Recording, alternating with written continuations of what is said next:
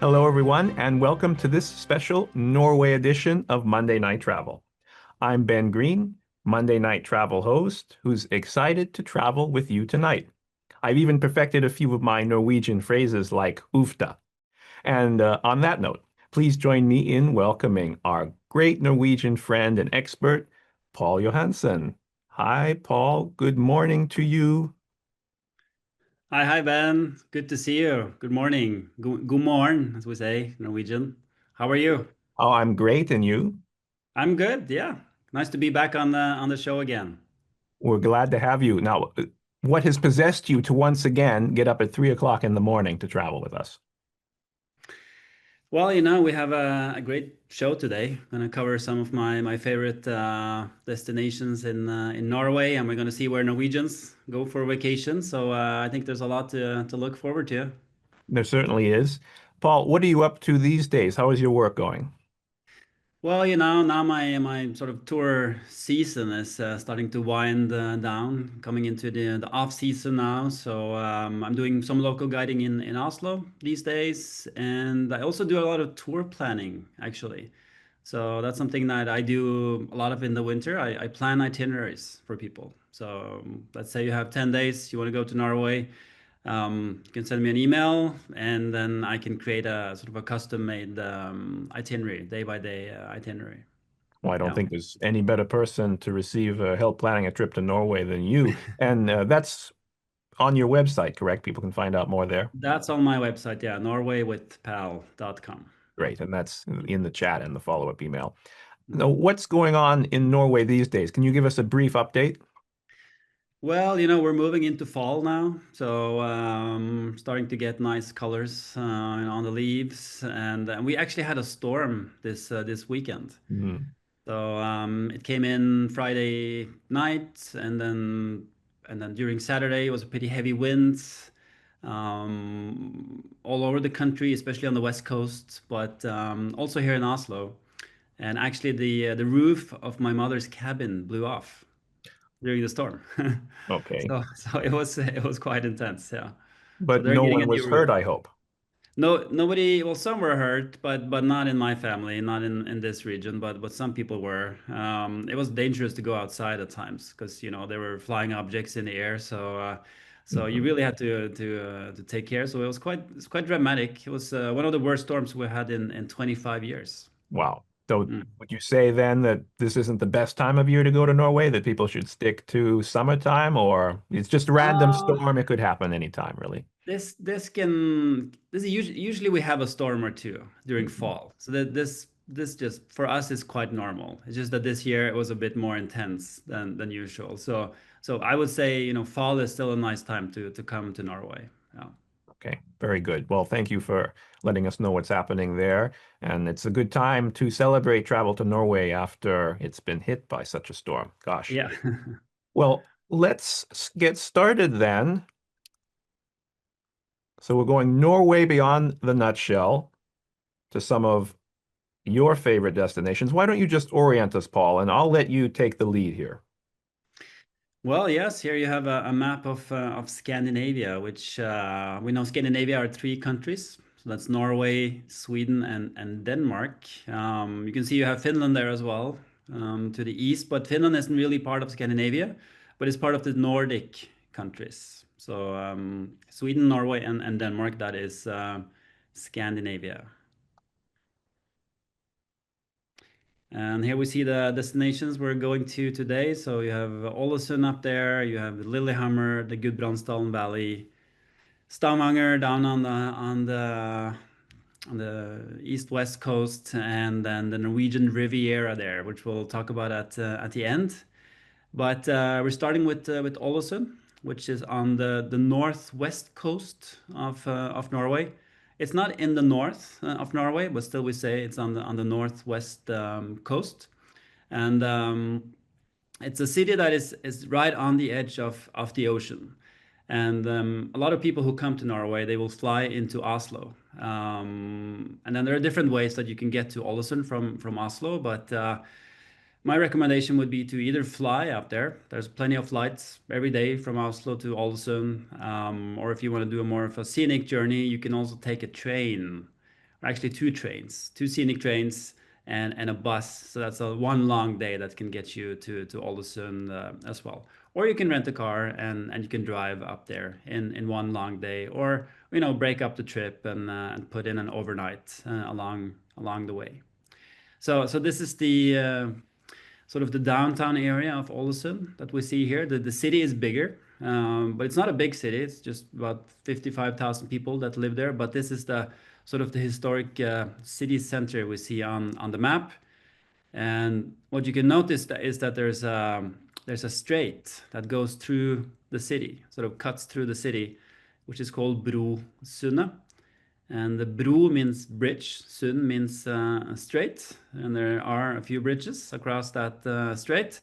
But basically everything you see in the map here is walkable, is walking distance. So it's a very compact city. It's a beautiful city as well, as we will see as we continue with the slides. It's known as the Art Nouveau city. Here you see it of Norway. Beautiful Art Nouveau buildings. The city burned down in 1904. Basically, 99% of the city burned to the ground and then was rebuilt in the following years in the Art Nouveau style, or the Jugend style. So this picture here was actually from this year, and this was in January. This was in late January, and as you can see, there's no snow on the roofs. There's no snow down on ground level there, but if you see in the very back, you can see the mountains, and there you have snow, obviously. But in Ålesund, in the city, you have a very coastal climate, thanks to the Gulf Stream. So it kind of makes Ålesund to an all-year destination, I would say. I mean, I had 55 Fahrenheit when I was there in late January, which is on the warmer side, but still, that's the kind of weather you can expect even in the winter. It's a big fishing harbor. It's one of the biggest fishing ports in Norway. So a lot of fresh fish, seafood you can find in the restaurants. This building is actually a hotel. It's called 1904.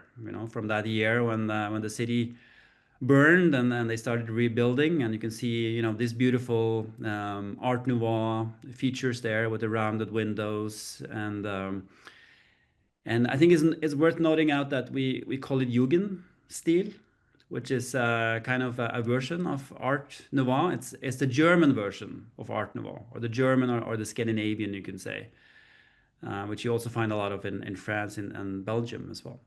So this is the iconic view of Ålesund. You see the city down below there. This is up from the top of a hill that I climbed up to, which is something I would recommend everyone to do who visits. You can see islands in the back, and it's just a beautiful view up there. And as I said, this was in late January even. And then kayaking, that's one of the many activities you can do, and it's a great way to get on the water and see the city from a different perspective. So that's also something I did when I was back there up there in January. I did some kayaking. So Just gorgeous, Paul. Why don't we learn more about Ålesund with one of your great videos? Hi, I'm Paul from Norway, and I'm currently in Ålesund, the Art Nouveau city on the northwest coast of Norway. And I want to share with you some things that you can do when you come visit.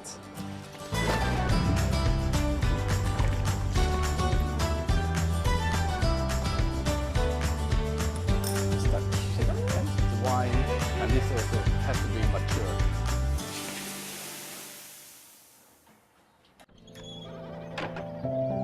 to get a better understanding of the history of Ålesund, I met up with a local guide, who started by explaining the city fire of 1904. Between the 22nd and the 23rd of January 1904, we had a terrible storm, and somebody must have been careless with matches or an oil lamp or something, because from southwest there came flames rushing this way. 12,000 people living in 1,000 houses, and 850 houses out of 1,000 burnt down during 16 hours. It looked like a war zone. Terrible. Terrible.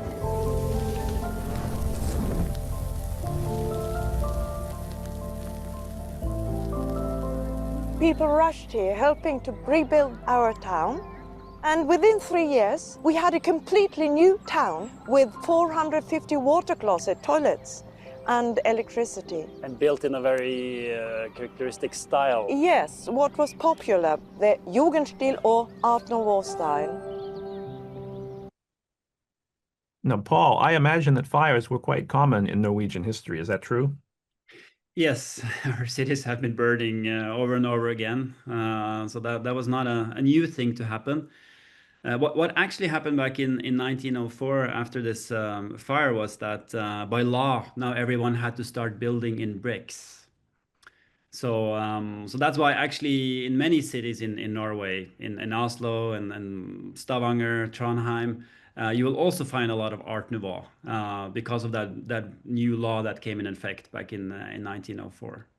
But Ålesund, would you say it has the most Art Nouveau, or that the highest percentage of the buildings in the city center are Art Nouveau? Because it really is known for that. Yeah, definitely the highest sort of concentration now of Art Nouveau buildings or Jugendstil as we call it. And I love that she mentioned the 450 water closets. Yes, Yeah. very important. Important detail. We started to walk around town, taking a look at the narrowest building in Ålesund, while marveling at all the beautiful Art Nouveau buildings. What is the same with the buildings here are rounded corners, square or rounded windows, slate on the roofs and some towers, wrought iron railings, but the ornaments are different depending where the different architects had their education. And these ornaments here are typical Scottish because the thistle is the Scottish national plant. Up here we call it Celtic pattern or Ålesund knot. We use it as a local symbol from the Art Nouveau style, in jewelry also.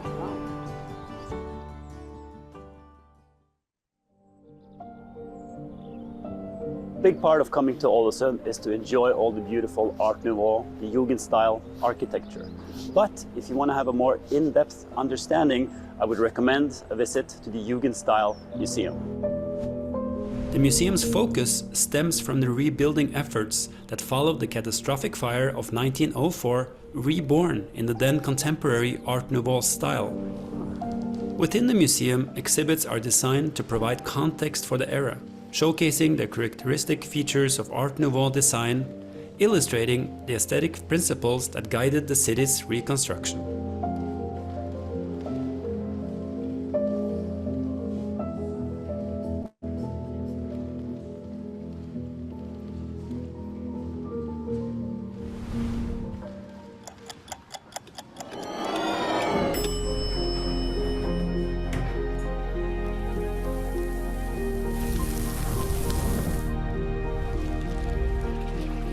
Visitors can observe the organic forms, flowing lines, and nature-inspired motifs that are hallmarks of the style.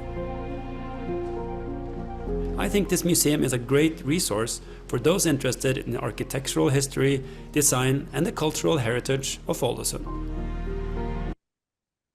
Paul, I recently visited the new Nordic Life exhibit in Stockholm, and it really portrays the history of the Nordic countries through 500 years with the theme of nature in mind. And when I see these nature motifs on Art Nouveau, it just reminds me truly of how important nature is to your part of the world.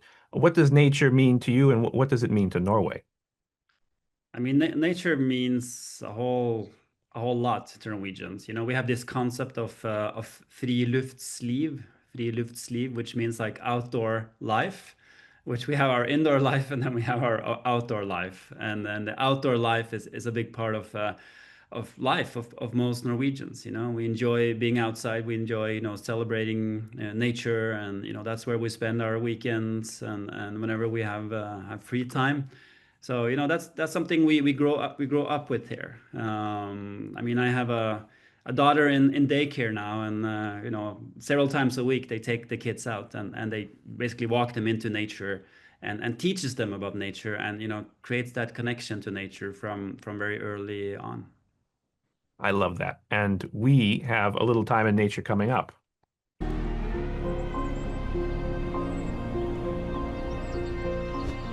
So I'm inside the city park in Ålesund, and I'm at the base of the mountain of Aksla. And I think going up to the top of Aksla, that's a must-do when you come to Ålesund. You can drive up there or take a taxi, but you can also hike up the mountainside, 418 steps to the top, and that's what I'm gonna do. The hiking path up to Aksla is well marked and is a mix of gravel trail and 418 steps. Going up to the top is a very popular activity, both for locals doing their daily workout or for travelers wanting to enjoy the views on the top. Along the path to the top you find several benches, and there are viewing platforms giving iconic views over Ålesund, the surrounding islands and the sea.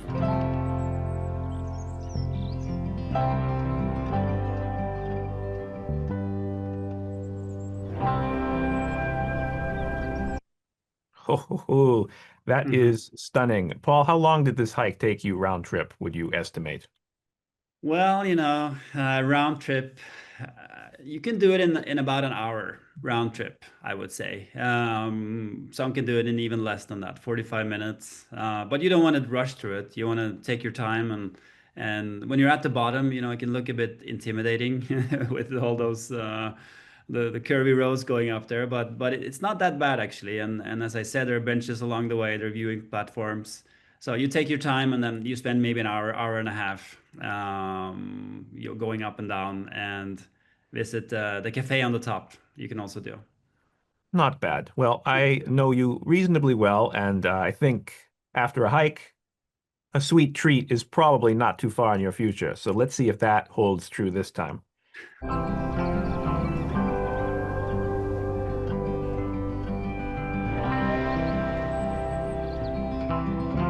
Up at the top is also the Fjellstua Cafe. Now the big reward of coming up here is of course the view, but there's also a cafe up here where you can get a cup of coffee and a cinnamon bun.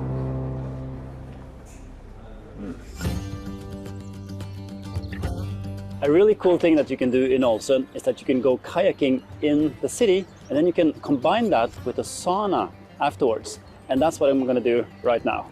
These tours are run by the company Uteguiden, and I met up with kayak instructor Philip, who was going to be our tour leader today. So Ålesund is located here, and it's actually built up of 7 islands, all connected to each other. And we have the fjords, and Fjord, Fjord, but also Fjord. And then we have the Sunnmøre Alps in the backdrop. Yeah. Where are we going to kayak today? So we are going to kayak in the Sound, in Broosundet, and we're going to peek out a little bit here on the north, a nice view over the islands down here, and then we peek out here on the south, and then we have a nice view over our Sunnmøre Alps. After a short explanation of where we were going to paddle, he provided us with protective gear such as boots, a semi-dry suit, and life vests. I just need to check that when I lift you out of the water, just in case of emergency, that it don't just end up with your with the vest. Correct. Yep. We started off the kayaking by paddling through the Brosundet Canal, which winds through the heart of Ålesund. Kayaking through these calmer waters offers a relaxed and accessible experience, suitable for both beginners and families or the more experienced kayaker. Ålesund is one of the biggest fishing capitals here in Norway. A lot of the cod, haddock, mackerel, and here in the background you see some old buildings that belong to fishermen. All these islands around here, they belong to Giske municipality, and they're connected by bridges and tunnels. And there's actually a tunnel leading from Ålesund center. So in the Viking days, on these islands there were also Viking settlements. If you want to see seals, then you might be lucky if you go along Giske. We also spot pilot whales or maybe even orcas.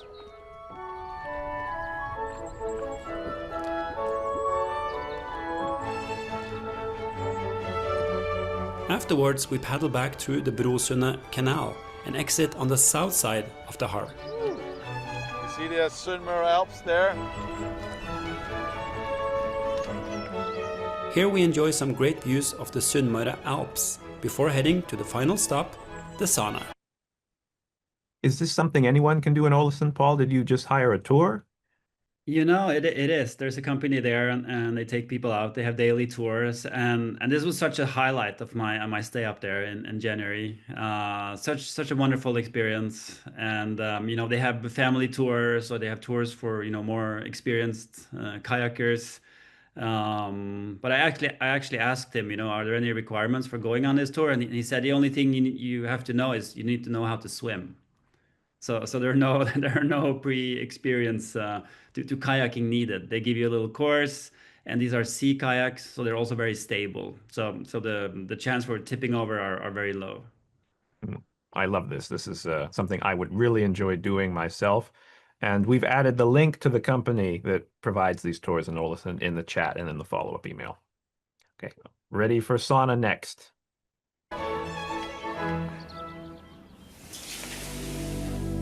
The sauna is floating right on the water, and it's a really nice experience to enjoy the views of the islands while warming up after the kayaking. But of course, no floating sauna session is complete without a dip in the sea.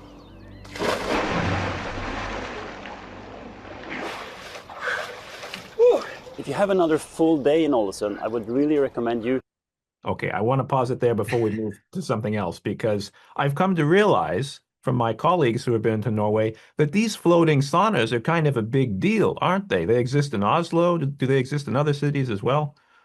Yeah, I think you find them pretty much in every city where there's water these days. You know, the trend started in Oslo, and now it's spread through all over the country. You find these floating saunas, and I mean, I love them. I love them. It's refreshing, obviously, especially that kind of a year in that time of year in January. But I like that contrast between the hot and the cold, and yeah, it's a really fun experience. The cold water plunge, I don't know how I feel about that one. I think, you know, the more the merrier, though. I would say to the audience, to our fellow travelers, if any of you would like to take a cold water plunge with me, that might convince me to do it. But on my own, I think I would probably chicken out. Would you say that this cold water plunge, is that also popular there? Oh yeah, I would say so. It goes hand in hand with the sauna experience. Well, similar to the temperatures you noted earlier, the water in Ålesund, I looked, is not as cold as you might think, probably because of that Atlantic stream that brings the warmer water north. I saw 14 Celsius, 55 degrees, which is very similar, as it turns out, to the water we have here in Puget Sound that I would occasionally swim in summertime. So it's doable, as Yeah. you proved. Yeah, I mean, you imagine that it's freezing, and of course it's cold, but it's not as cold as you probably think it is. Very good point. Well, we'll add it to our list for Ålesund. Thank you, Paul. To go on a fjord cruise. I went on one yesterday. It was a beautiful experience, cruising by the snow-covered Sunnmøre Alps and then eventually reaching the UNESCO-listed fjord of Geiranger. I made a separate episode from this cruise, and I posted a link below so that you can see for yourself. And we did provide a link in the chat, and it will be in the follow-up email, Paul, to this video you have here on the Geiranger. So whoever is interested in learning more can learn more there. Yeah, I think my recommendation for Ålesund is that you stay there for 2 days. So then you have 1 day to explore the city, and then you have the second day you can go on a fjord cruise to Geiranger. Very nice. No, that's a very good tip. And we're going to talk a little bit more about side trips from Ålesund in a bit. But Paul, you and I like to snack, and I referred to this earlier. I think you brought something tonight. Can you tell us more? I did. I mean, I brought something that is very iconic Norwegian food, and it's not the brown cheese. This is something which is called for. It says tørrfisk, which means dried fish. Snacks. So you find these in the supermarket, and it is what it says. It's dried fish. It's cod fish that has been completely dried, and then there's no salt or anything added to it. It's dried fish. That's what it is.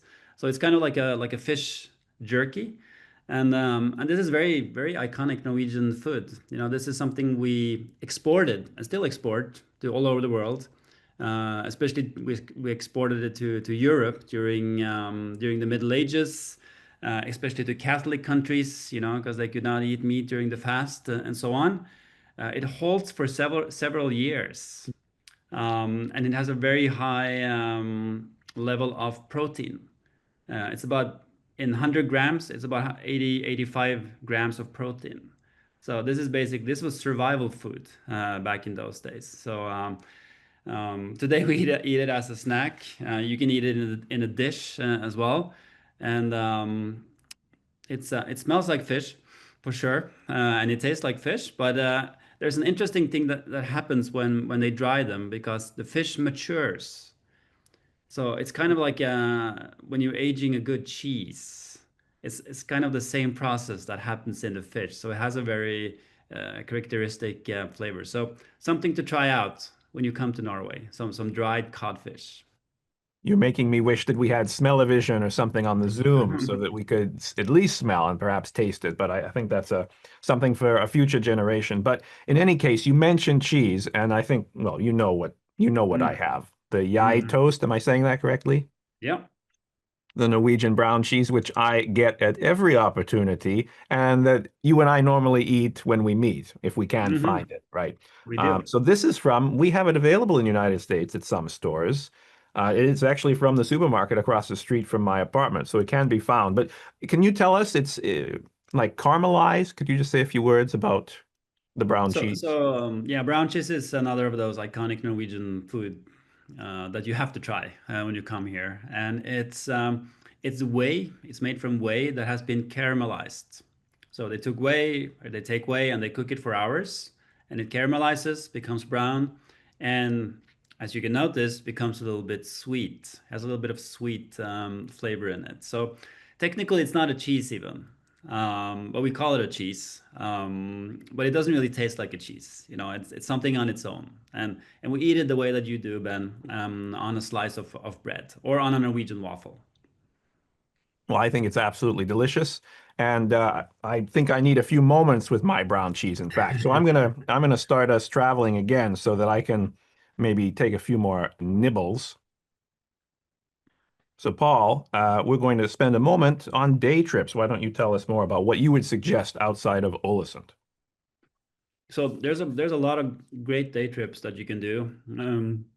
The most popular is probably doing a cruise to Geiranger, all the way to the Geiranger Fjord, which is in UNESCO World Heritage area.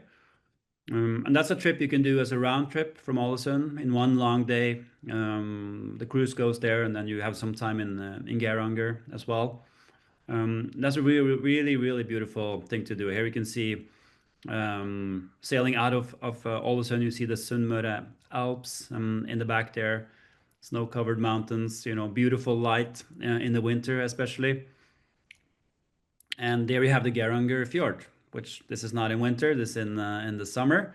And yeah, it has all the characteristics of a fjord, and I would say it's one of the most stunning fjords that we have in Norway. Yeah. Gorgeous. And then we have Trollstigen, which translates to the Troll's Ladder. And this is another day trip you can do from Ålesund.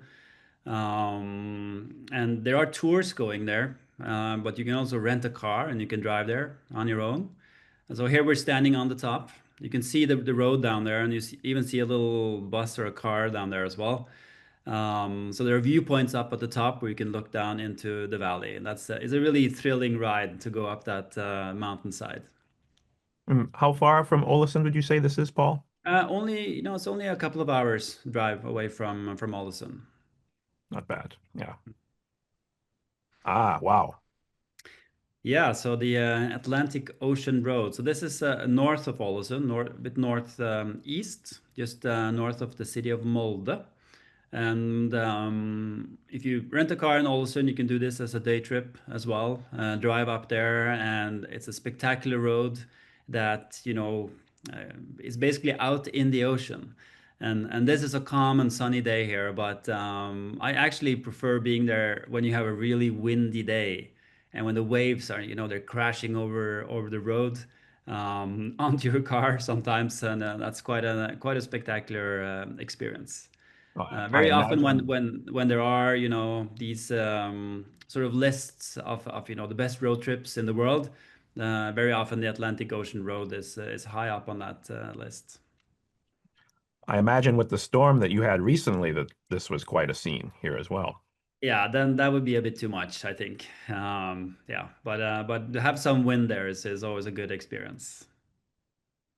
And we'll move on then to the next destination, Stavanger, which is south of Ålesund on the west coast, right, Paul? Yeah, so Stavanger is another beautiful town that we have in Norway, just south of Bergen. And another great destination, I think. You can see it there on the map down on the left corner. So just south of Bergen. So if you're in Bergen, it's easy to get down there. There's a bus, there's the Norway Bus Express you can take. There's a ferry that goes between Bergen and Stavanger. Or if you're in Oslo, there's a train you can take to Stavanger, I think around 7 hours or so. Or you can fly there. So it's a city that is well connected. It's the third largest city in Norway. About 150,000 people live in Stavanger, and it has many of the same characteristics as Bergen. Maybe some of those who are watching now, you've been to Bergen, and you will recognize, just seeing the map of Stavanger here. You see the Vågen there up on the left there, which is kind of the bay, the main harbor front. And then you also have a little city lake there down on the bottom, the Breiavatnet Lake. So it's kind of similar to Bergen in many ways, just it's smaller. It feels a bit smaller than Bergen. I did not realize that at all, Paul, but as soon as you said that the layout or the appearance from the map here is similar to Bergen, I recognized it instantly. You mentioned many similarities. What would you say are the differences? I would say one big difference has to do with the surroundings. So I feel like when I'm in Stavanger, I feel like the fjords they're a bit closer than they are in Bergen. So when you're in Bergen, you want to go into the fjord country. That's like either one long day, or ideally you break it up into several days. While in Stavanger, it's kind of just around the corner. You have the Lysefjord. It's just around the corner, so nature feels very close, very nearby in Stavanger. So there's from that the city lake there, which is a beautiful place. Great to go for a stroll on a sunny day. You sit down, you can have a little picnic. A lot of Art Nouveau architecture as well in Stavanger. And there you see the Øvre Holmegate to the left there, known as the Fargegaten, or the colored street. So it's known for these colorful buildings, and you have cafes and shops, and there's a lot of street art as well, and a really nice vibe there, especially in the summer. And to the right, if you go back again, Ben, is a bit of a landmark there, that Valbergtårnet Tower in the back there. And that was an old fire tower. So it was built in the mid 1800s and used up until around 1920s. And then the buildings in the front, that's part of the harbor front of Stavanger. And this is, similar to Bergen as well, similar to many cities, towns in Norway, where you have these white wooden buildings, very idyllic, charming streets that you can just stroll around in, and yeah, it's a great experience. So this leads us to day trips from Stavanger, and this is the famous Pulpit Rock, which is one of the most Instagrammable spots, I think, in Norway. So down below there you see a fjord. That's the Lyse fjord. So you can go on a cruise on that fjord. You don't have to climb up on the rock, or you can do both. There's a lot of tours that goes out from Stavanger, or if you have a car, you can drive to the trailhead and you can hike up on your own. And it's not you need to have good shoes to do this hike. It's rocky. It's I would say medium in terms of being strenuous. It will take you about 3 to 4 hours round trip to get up and down from the Pulpit Rock.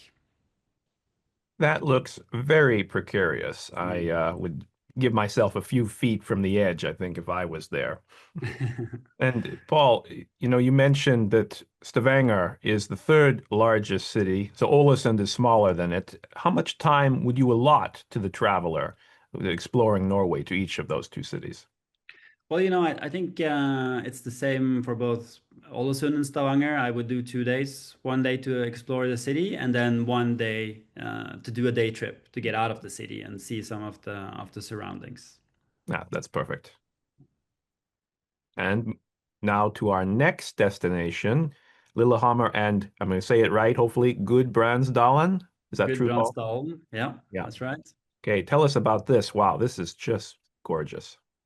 So now we move to the inland parts of Norway, and the Gudbrandsdalen Valley, as you can see, just north of Lillehammer, there is one of the most important valleys that we have in Norway. It's a valley with a lot of culture and a lot of history, a lot of beautiful scenery as well, as we're going to see.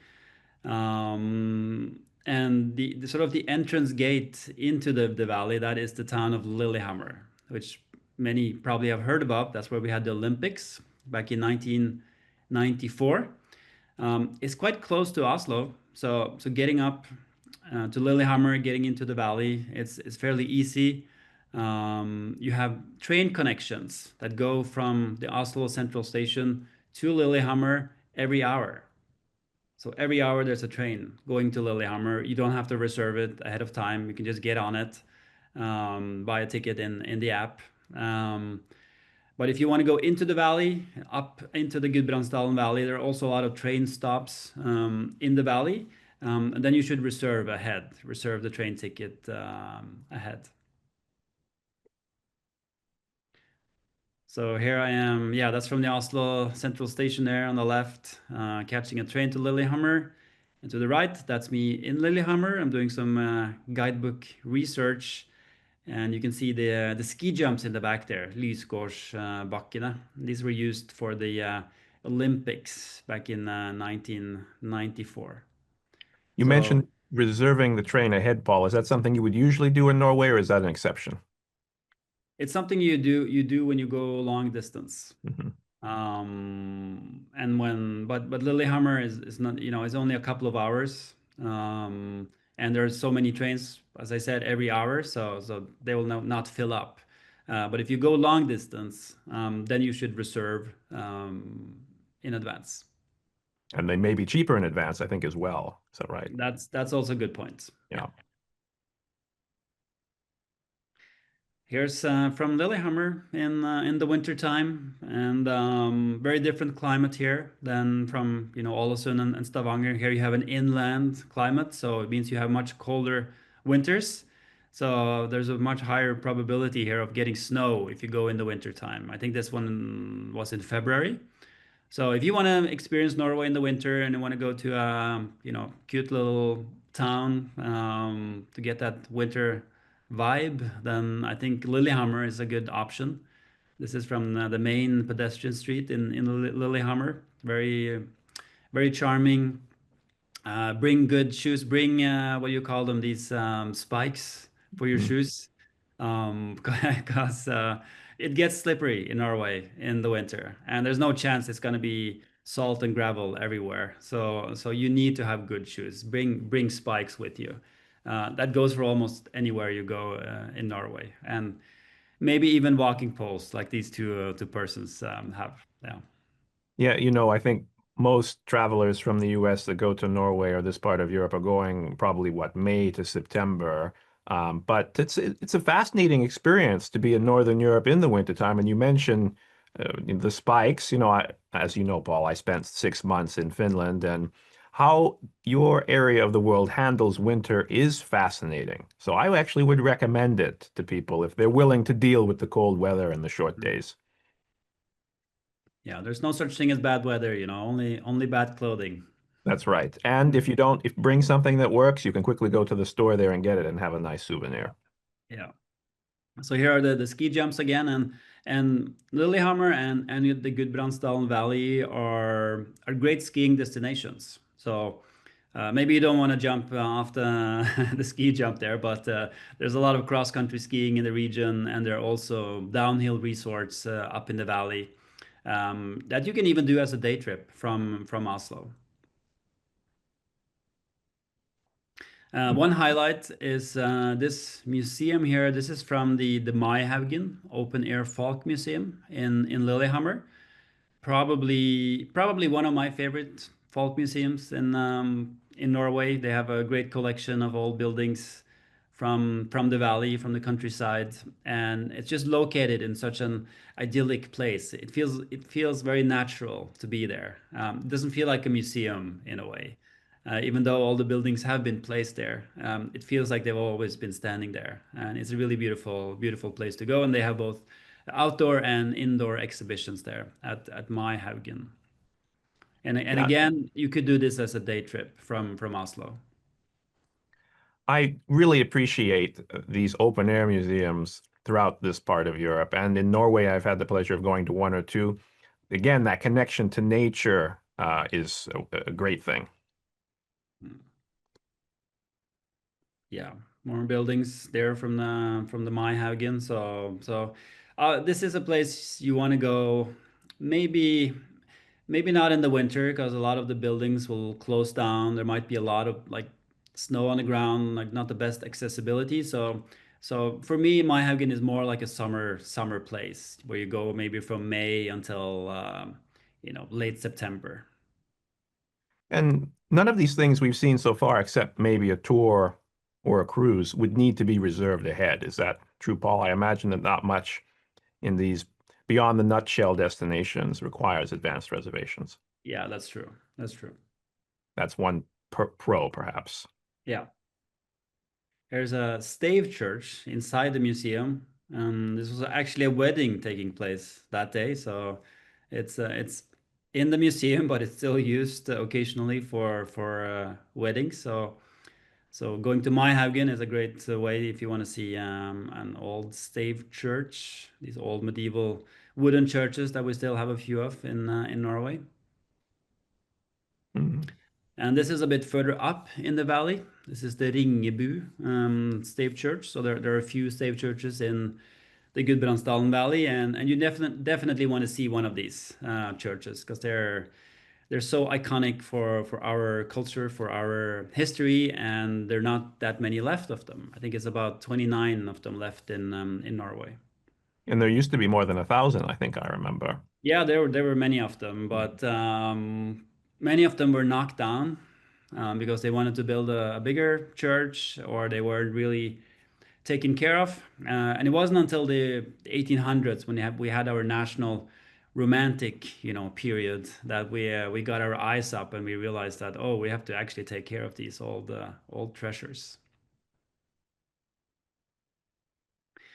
Here's a valley view. It's really idyllic countryside, rolling hills, and there's a lot of good hiking in the Gudbrandsdalen Valley of different kinds.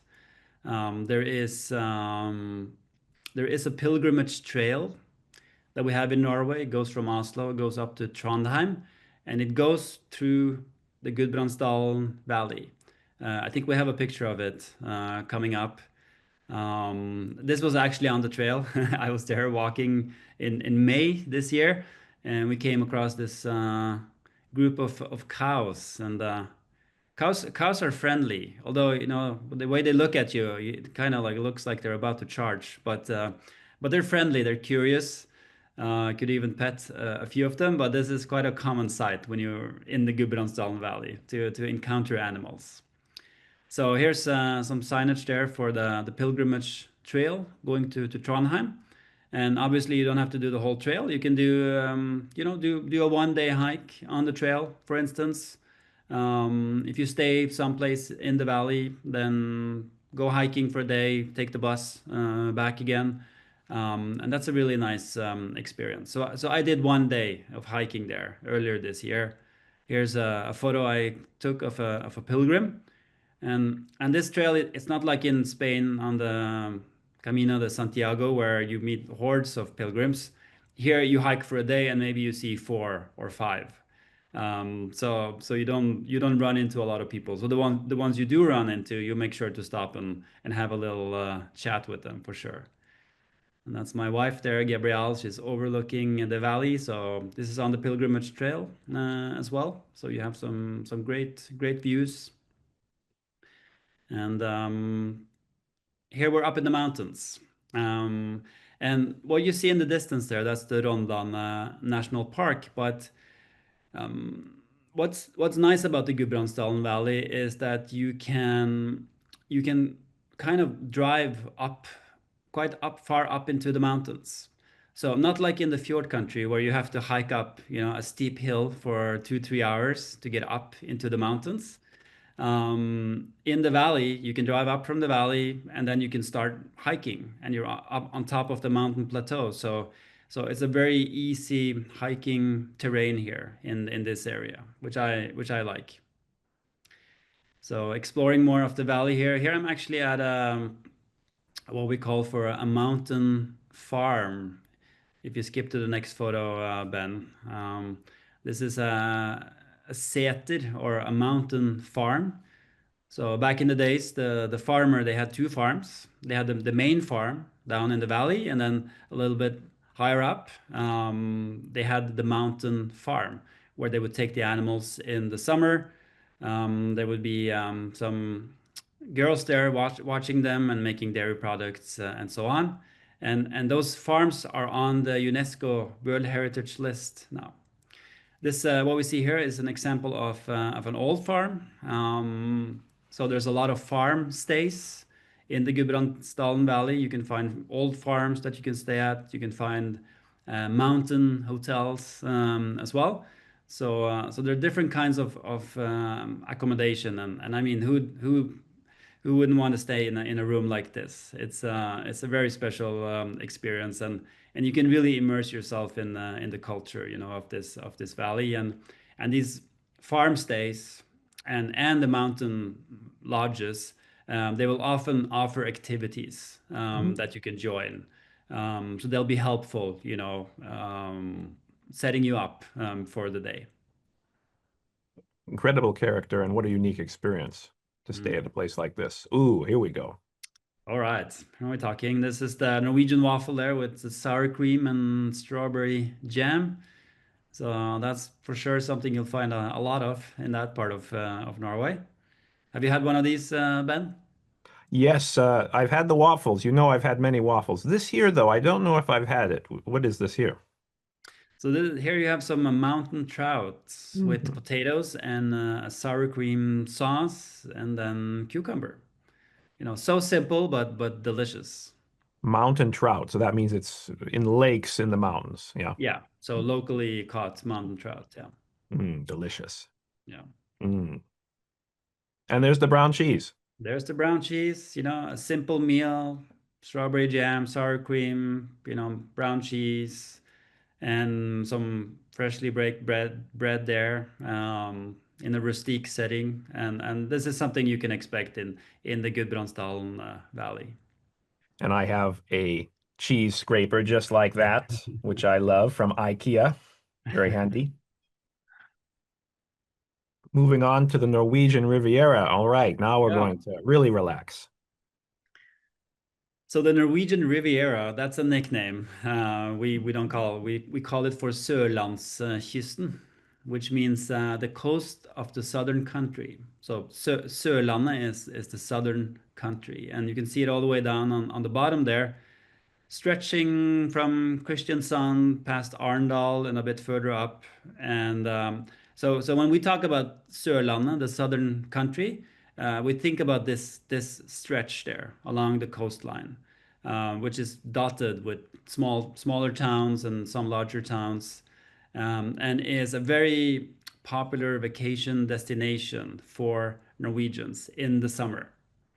So I made a reel about where Norwegians go for vacation, and a lot of people commented they go to Spain, and that's also true. But a lot of us during the summer, we don't want to go abroad. We want to stay in Norway, and we want to enjoy, the short summers that we have here, and then we want to go to places like this. Risør here, the town of Risør, and taking some time to stop and smell the flowers. And these towns are beautiful. They're so quaint, they're so charming. A lot of small little shops and art galleries and pedestrian streets, and it's really a summer destination. You can find delicious pastry like the ones on the left there. Classic Norwegian pastry, skolebrød, school buns, we call them. And you definitely want to have a few of those. Is it like some sort of pastry filling, cream filling in the middle? Yeah, it's like a custard in the filling in the middle there. Yeah. Right up my alley. Yeah. And in these small towns, there aren't really any big attractions. There are no big museums or anything like that. It's more about soaking up the vibe of the place. But like for instance, here this is in the town of Grimstad. And Henrik Ibsen, he lived for some years in Grimstad, the famous playwright. So you can find a Henrik Ibsen museum and so on. So there are like small museums, small art galleries, but the place is kind of the attraction in itself. And wooden boats, of course. These are coastal areas. They have long maritime traditions. So you'll see a lot of wooden boats, and there are even wooden boats festivals here in the summer. Is there any issue with cruise ships or crowds since the season for these towns is short? So very few cruise ships actually come into these towns. They don't have big ports there, so there's basically nowhere for them to moor. So it's not a big problem. But that said, there is a lot of people there when you go there in the summer, because you want to go there, I would say, from mid-June until mid-August. That's like the prime season to go there, and you will meet a lot of people, but most of them will be Norwegians on holiday, just relaxing and having a good time. So make sure to go there during the summer season. That's the best time to visit. And you can see how charming it is. And the locals, they really like put a lot of pride into, having flowers and, and keeping everything very like neat and tidy and inviting. And when I'm in any of these towns, I spend a lot of time just strolling around, taking pictures. Good place to see Norwegians with their hair down. Yeah. If they have hair to let down, I suppose. Thank you, Ben. That's referring to me as well. My hair stays in the same place. So here's a hotel, the Lille Hotel, the little hotel. So you don't find any big chain hotels in these small towns, but you find places like this, like historical hotels where maybe they have 4 or 5 rooms there, and that's it. Small art galleries, like these small alleyways that you can wander around and really relax and have some good food. And here we see some crab, and we see some Norwegian lobster there to the left. So it's really easy to find good seafood in these parts of Norway. But you can also find hot dogs, and those who know me, they know that I love hot dogs. And here it is served with what we call for a lumpe, which is kind of like a lefse, for those of you who know that. It's made out of potatoes, and it's round. Shape is round. It's smaller than the lefse, and we wrap it around the hot dog. Delicious. Aha. And that's another classic, a summer classic, an open face shrimp sandwich. So you peel a bunch of shrimp, put them on bread, and then you have mayonnaise, you sprinkle some lemon juice, and then you have some dill on the top. And I eat a lot of those during the summer. This looks very Norwegian, very Scandinavian. And yeah, beautiful. You see a little bit of the archipelago there in the back, and it's just a beautiful part of Norway. And I do a lot of sailing, so in the summers I tend to sail down to these places to enjoy the vibe. And we're going to get a short glimpse into your experience sailing down here on the Norwegian Riviera. So let's take a look at that. The easterly breeze from the day before stayed strong and took us down the coast. Outside in the archipelago, many boats were moored up. And then suddenly, Risør appeared ahead of us. It's nicknamed the White City, and it's easy to see why. We moored Lyra downtown in Risør and headed out to explore.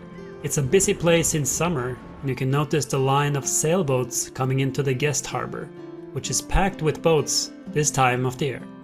Some small and others quite big, like this cabin cruiser coming in. No wonder why Risør is so popular though. It's a very charming town, and it's actually considered being one of the best preserved wooden towns in Europe. The White City has many of the characteristics of the towns in this part of the Norwegian coastline, such as the large white villas down by the waterfront, and winding narrow roads leading in between small wooden houses where many of the locals live or have their small shops. Also, there is a long shipbuilding tradition here, and the town hosts the annual Risør Trebåt Festival, a wooden boat festival. And down by the harbor, I spent a lot of time gazing at all these magnificent boats. I find Risør incredibly romantic. There are flowers everywhere, and here and there you can follow small roads and paths to viewpoints that give you a stunning view over the town and the archipelago.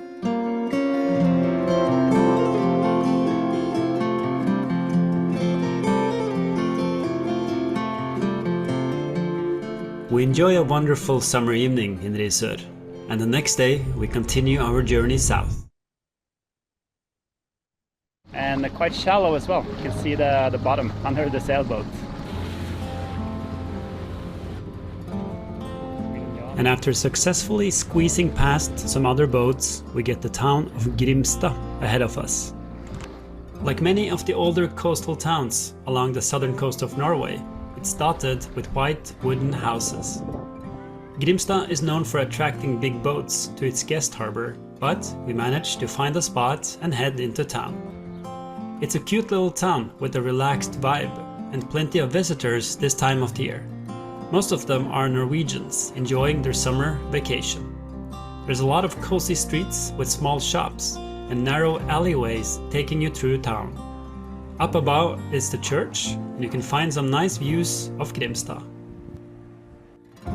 Around town you can see signs of the famous Norwegian playwright Henrik Ibsen.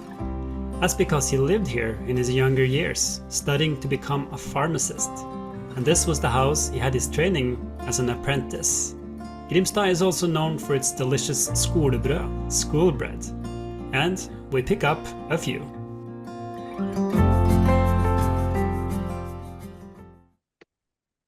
Perfect place for a vacation from a vacation. Paul, Yeah. you chose two specific towns here. How did you end up visiting Risør and Grimstad specifically? So there are a lot of towns down the coast there, but I think these two are my favorites. I find them the most idyllic, the most charming. But you know, if you ask other Norwegians, they might disagree, and they have their favorites. But I think if you wanna go to this part of Norway and you want to see two really nice towns, then Risør and Grimstad are good options. And I think if you want to get a little bit off the beaten path and you know, go where Norwegians go for vacation in the summer, I think this is a really good recommendation. And it's easy to get there from Oslo. It's connected with public transportation, so you can take a train and then usually a local bus to get into the town. Or you can drive down there, you know, rent a car. And it's just, you know, 2-3 hours drive and you're down there. And it's a summer paradise. Yes, vacation from vacation. Let's take a look here and see. Yes, Paul, these are the 4 destinations we've covered tonight.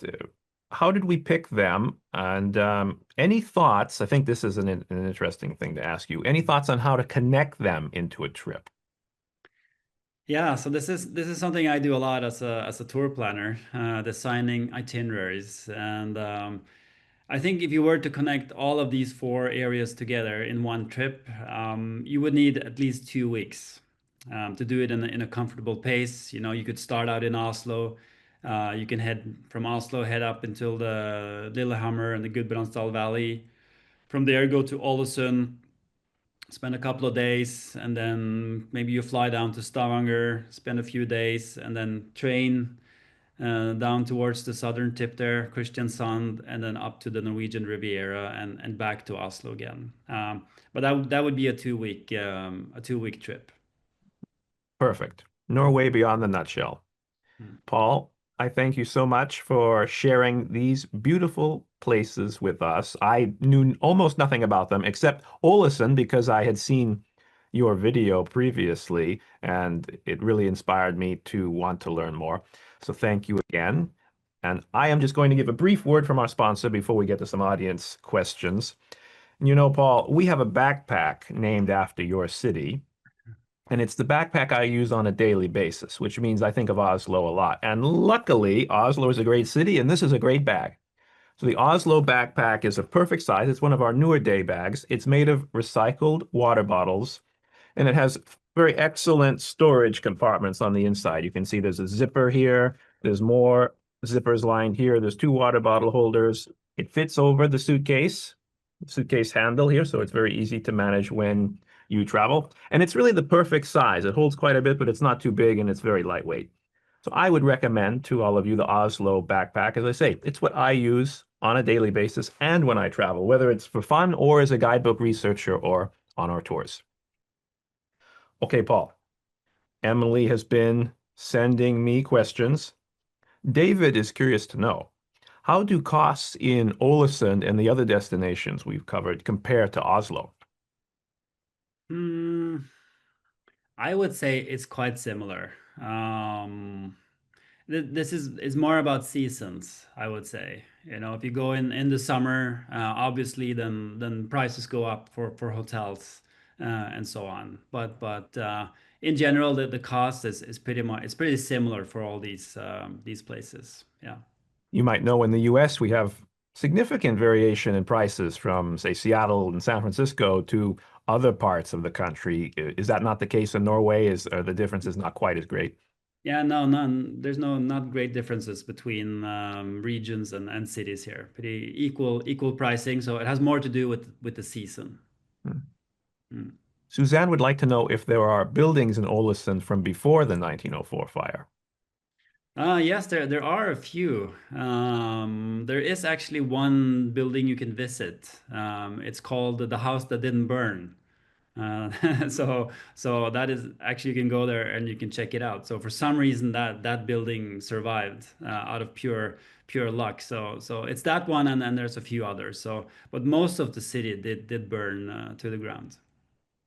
We've hit kind of 4 different areas, 4 pockets of the central southern part of Norway. Is there much difference in language? Can you hear any accents between the 4 places? Oh yeah, they're quite strong accents, especially Ålesund and Stavanger. They have very distinct accents there, and you don't have to get very far outside of Oslo to start hearing accents. Even along the southern coast, the Norwegian Riviera, I can hear accents there, but they're not as strong as they are in Stavanger and Ålesund. That is fascinating over such a short distance. Yeah. Wow. Mary Kay is going on our Scandinavia tour in 2026. So Mary Kay, you're looking at one of our amazing Scandinavia guides right here. She is curious if you have any tips on renting an electric car. And of course, that brings up an important topic since most new cars in Norway are electric.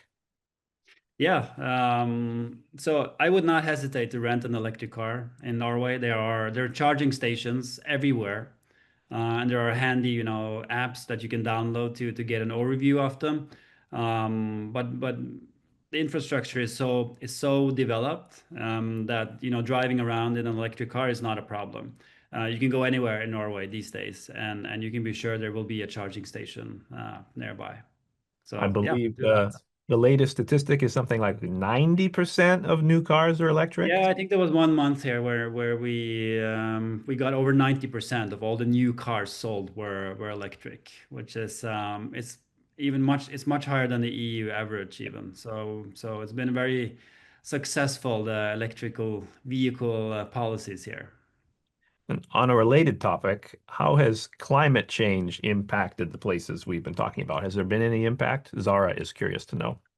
Well, we're seeing milder winters, unfortunately. So that means more rain in the winter, less snow, and we're also seeing, a bit more of these heavy winds coming than we did before. So more extreme weather, you could say, and also the weather is becoming more unpredictable. Like last year, we had a heat wave in May, for instance, which is not typical. So weather has become more unpredictable. We're seeing milder winters and a bit more of the heavy storms in the fall time. So we're noticing it for sure. Janet would like to know about cruise ships and if they're allowed on fjords. She's concerned about them impacting the scenery or the experience. Are cruise ships allowed on fjords, Paul?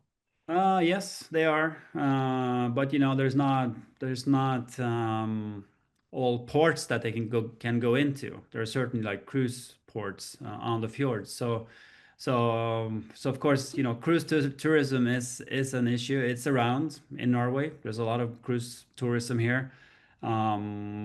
And there are, Ålesund, we talked about Stavanger. These are cruise ship harbors. So what I usually suggest is that if you want to avoid the cruise tourism, then you can find an overview online of when they are coming into these harbors, and then you can try and time your visit accordingly. Very good advice. Or I imagine there are some towns near where the cruises go in fjords that are not as busy. For example, there's Flåm, is that how you say it? But then there's towns around it that still Yeah. have great scenery that are not quite as impacted as Flåm by the visiting ships. Yeah, that's true. Yeah. Okay, Paul, I will ask you maybe one or two more questions. Could you sum up the benefits for us of why a traveler should go beyond the nutshell in Norway? Because, most people really do just go to the nutshell, to Oslo, to Bergen. Of course, these are amazing places. I mean, you live in Oslo. You love it. I love Oslo. Why should a traveler go to Ålesund, Stavanger, Lillehammer, and the Riviera? It's a good question, Ben. It's a fact that a lot of the first time travelers to Norway, they do, the Norway in a nutshell, Oslo to Bergen. And I think that's still going to be the case. That's what most travelers are going to start with, and then they're going to, on their next trip here, they'll go beyond that. But I think it's just like, especially the Gudbrandsdalen Valley, the Norwegian Riviera, and Ålesund as well, beautiful town. And it's just, it's not as crowded as it is nowadays. In where the Norway in a nutshell goes, has become very crowded on the trains, crowded in the hotels. Bergen is very crowded at times. So if you want to get a little bit away from those crowds, then I think it can be worth checking out some of these other destinations. Very true. And Paul, how are you doing with your jerky? You still have a lot left? I still have a lot left, so I'll have to save some for tomorrow as well. Well, I let you do more talking because I'm more than 50% done with the brown cheese and bread. So I think I did a little bit better there. But in any case, Paul, I appreciate you so much. You are a wealth of knowledge. Thank you for taking the time to share some off the beaten track destinations in Norway with us. Thank you, Ben. Really enjoyed being on the show. So I'm gonna head back to bed now. You deserve a wonderful, pleasant rest. I hope you have many dreams of brown cheese. I will for sure. Thank you, Ben. Thanks a lot. And to everyone traveling with us tonight, thank you as well. We enjoyed having you with us. On Thursday, we have that Tours 101 information session you can join us for, and then go to Hungary next Monday as well. So we have more great travels ahead.